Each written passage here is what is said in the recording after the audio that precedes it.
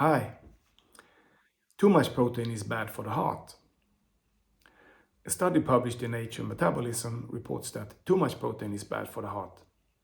If the total daily caloric intake consists of more than 22% protein, it can increase the risk of atherosclerosis.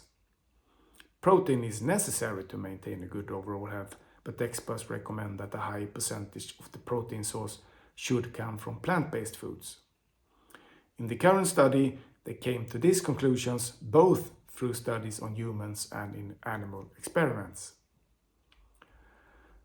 The study was divided into two parts, and in part 1, the standard meal consisted of 10% protein, 17% fat, and 73% carbs.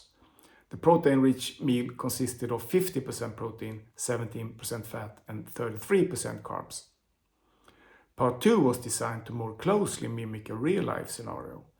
The standard meal consisted of 15% protein, 35% fat, and 50% carbs, and the protein-rich meal consisted of 22% protein, 30% fat, and 48% carbs.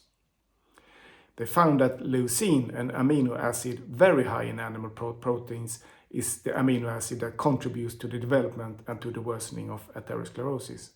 Higher protein led to higher leucine levels, which activated a specific pathway in immune cells that is associated with atherosclerosis.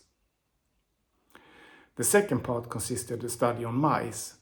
The results were the same as in the human study, and also the same leucine pathway was activated in the mice who received more than 22% of the total energy intake from protein. And these mice developed atherosclerosis and cardiovascular disease to a greater extent. Conclusions.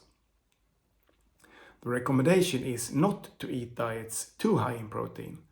It is also a recommendation from several organizations that the protein intake should be approximately 11% of the daily energy requirement in order to maintain the nitrogen balance.